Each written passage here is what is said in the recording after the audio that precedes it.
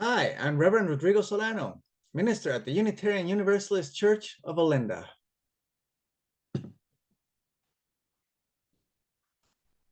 I'll start today with a bit of a historical anecdote. It turns out that today is the birthday of Anders Celsius, who was born on November 27, 1701. You'll likely recognize that last name, as he is often credited with creating the Celsius scale of temperature, which most of us use these days to figure out how to dress up before heading outdoors. But the story is a bit more complicated and interesting than that. For one thing, some among us might use the Fahrenheit scale instead when figuring out our outdoor attire, and so do most of our neighbors across the border. When the subject comes up, you may hear some heated debates ensue, hopefully friendly ones, around the merits and pitfalls of each scale, and by extension, about the use of the metric system and the few places that resist using it. But I'm going to skip that debate today because I'm more inspired by the stories of the people who are associated with those temperature scales. One of the first tidbits that I find surprising is that Anders Celsius never used what we now call the Celsius scale. He did create and use a similar scale with the same size of degrees, but did you know that it was upside down, with water freezing at 100 degrees and boiling at 0? Dr. Derek Mueller explains that he used this as a way to avoid having negative readings, which Celsius felt might aid in record keeping. It was one of his successors at the University of Uppsala that eventually flipped the scale, possibly Carl Linnaeus. Furthermore, a different scientist called Jean-Pierre Christin also created a scale with 0 as the freezing point of water and 100 as the boiling point around that time. So the C in the thermometer could stand for Carl Linnaeus or Jean-Pierre Christin or centigrade. Eventually, a community of scientists decided to name the scale after Celsius.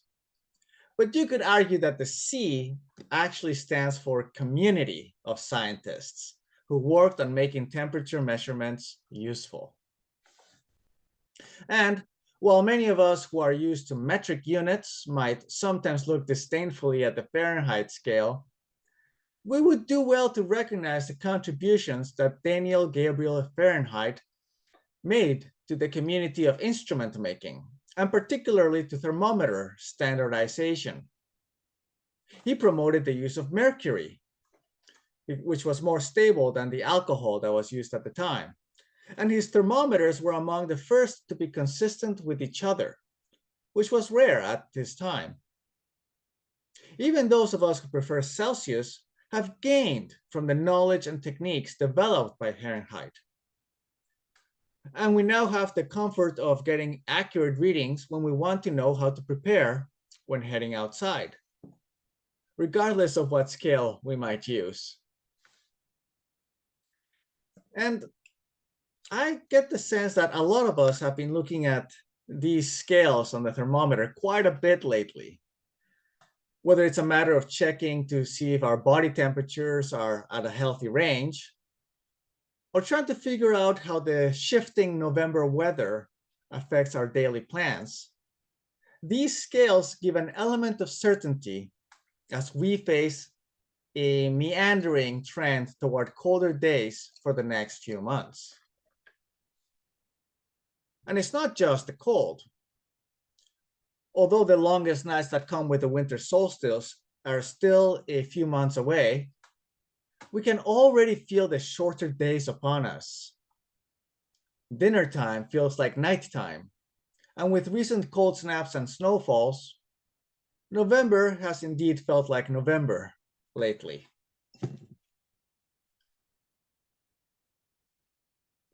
And while the holiday time that includes Christmas is still some weeks away, many of us begin a time of expectation, with anticipation for celebration, perhaps.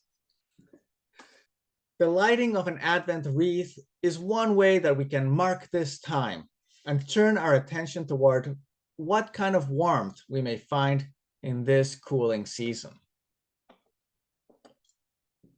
Recently, the newspaper The Guardian had an article with some suggestions to try out, which might help bring some cheer as winter draws near.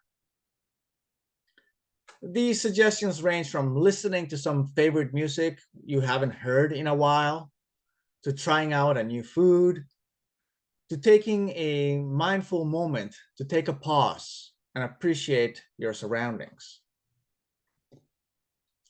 Out of the 53 suggestions in that particular article in The Guardian, many are probably not for everyone. But what I noticed about them is that they include a combination of going back to tradition and seeking novelty. That is, finding comfort in older practices we may have let fall by the wayside, or looking for some excitement in things we may have forgotten could be options. Any of these can be a call toward mindfulness so that we may make something more of this moment. A call toward mindfulness that may help us warm up as we face the cooling days. And intentionally seeking that warmth for ourselves and others is imperative during a season like this. Many of our holiday rituals are about offering warmth through what can be a harsh season, be it bringing in a bit of evergreen nature from the outdoors to the indoors, making warm drinks that may also bring warm memories, or telling familiar stories that warm the heart, be they stories that have been told for centuries, like the Christmas story, or stories that simply remind us of last year, or that reunion where that funny thing happened some years back.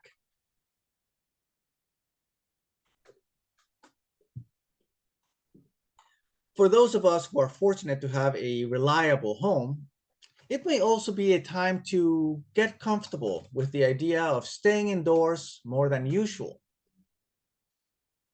Of course, over the past 2 years or so, staying indoors became an emerging norm that came upon us with tremendous force and was largely involuntary. But lately, the outdoors has become much more accessible to many of us this past year. And staying indoors may feel like more of a choice again. Over the next month or so, we'll have an opportunity to exercise that option.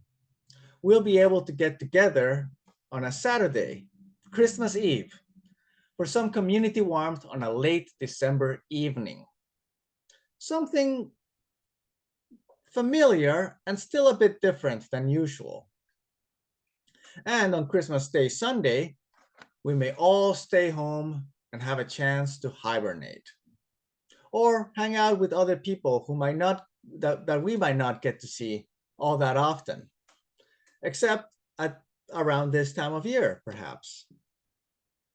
And the following Sunday, January 1st, we'll have an online-only service where we may all stay home while also having some community time online, in which those of you who feel called to do it may share of your home, be it by offering a reading or poem, a walk through your home, or perhaps some music, or some other housewarming or heartwarming offering.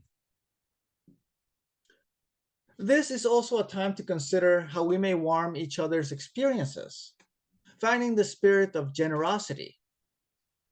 Depending on your circumstances, you may find that you are in a position to offer a sense of warmth to others, by gifts of time, food, company, or money. Or perhaps you may be finding yourself in a place where you could use some extra warmth.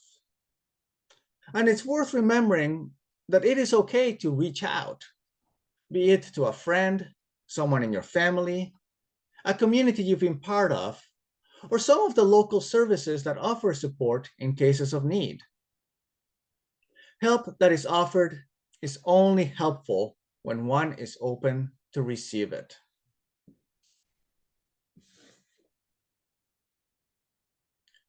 We are also mindful of the people for whom a home is not a viable option to stay warm. These may include people whose homes have been destroyed or the power to keep them warm has been disrupted, as is the case in many Ukrainian places. It is also true that people who live in our communities down the street have housing situations that may also be precarious. As a community, we are collectively able to offer something to warm the homes and the hearts of those around us. Some of us are in a position to offer support to refugees in many ways. Here at Olinda, we also have an established practice, a ritual of sponsoring a Christmas family, offering some essentials, perhaps clothing, as well as things that may sound like luxuries, toys, and other things that bring joy to children and families, but which can indeed be essential to warming the soul. So, my friends, as Advent beckons us to focus on a holiday season of warmth in the face of cold and darkness, we take it as a call to action, a warm up into taking care of ourselves by warming our souls, being able to ask when our souls need warming, and seeking how we may warm the souls and lives of others around us, as we may be able to offer that warmth. So may it be in the warmth of community. Amen.